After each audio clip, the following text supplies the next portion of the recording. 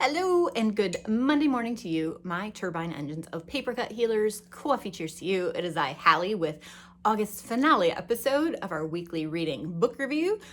Believe it or not, I read one book this week and you'll soon see why. So the first book I read, you may have seen my reel of my adventures up to Asheville to see the lovely Beth Revis and Megan Shepherd at Malaprops for her signing. So I got my book signed from Beth. Just came out a couple weeks ago. This is adult sci-fi. It's full speed to Crash Landing. It is basically a novella. The sequel comes out in December and the third one early 2025. So super short. I'm gonna reread it, Beth, because I was so excited to read it.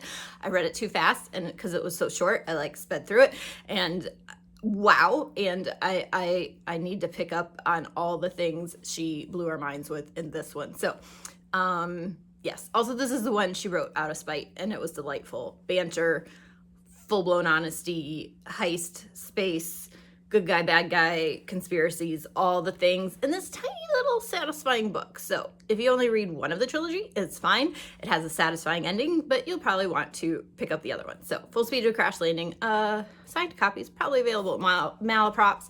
And she also, because Beth is just ridiculously generous, she gave us all these goodies with it. We have this awesome rocket-shaped bookmark. We got 2 amazing stickers. We got secrets at our website and this beautiful shiny art card for our characters. So who's off for that? And thank you, Beth. It was great to see you again. Okay, the other one. This is almost 600 pages. I just passed the halfway mark and I was coming and going this week like a fruit fly at a farmer's market. So I only made it halfway through and this is so good. I would say, okay, also, sorry, I didn't even tell you what it is. This is The Enchanted Lives of Celeste Artois by Ryan Graudin. This is early 1900s Paris magic, portal fantasy. We have 3, let's call them slippery thieves that get tied up with the underground network of artists and poets and magicians and dreamers, sort of. So I would say it's like the night circus, but in Art Nouveau Paris. And oh, and the 3 ladies, one of them's a child, Sylvie of only one name or something. It was very cool, how she named her. Anyway, Sylvie of the one name, I don't know. She doesn't have a last name. Anyway, they live in Père Lachaise, the cemetery. So good. All the Paris, all the magic, all the secrets, and loving it. So this is just delectable. As I said, it's as if the night circus was written by a poet and set in historical Paris, and it's amazing. Also, that cover art it's wonderful. It's wonderful. Cool. Okay, this comes out tomorrow, so go buy yourself a copy. This is well worth the cover price because it's a whole lot of book and a whole lot of stories and thoroughly enjoying all of that magic. Okay, reading next. We'll see. This is Crushed by Melanie Conklin, which I mentioned last week. And yes, this is just the flap because I'm hoping it's in my car. I carried it instead of carrying this one a few times when I didn't get a chance to read this either. So we'll see. Maybe I'll get to that. It's middle grade. Gotta love it. Also might read because tiny and the opposite of giant Paris book. This is the sequel to the book. Anyway, this is More Days at the Morisaki Bookshop, and this cover, I mean, well done on the sequel, guys. So stunning. Japanese fiction bookstores. What's not to love?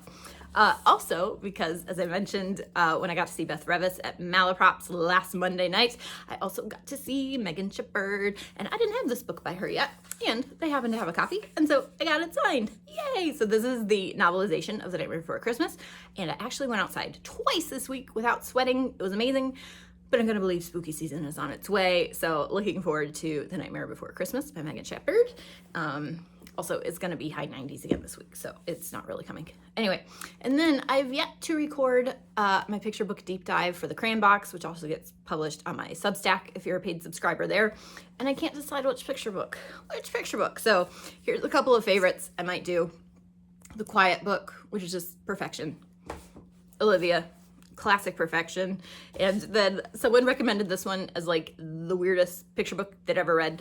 This is Cecil the Pet Glacier, which I got from the library, and it was weird. Giselle Potter's art has improved since she published this book, but it was still quirky and weird, and we like quirky and weird around here. So anyway, that's all I got, kids. It was a wild week.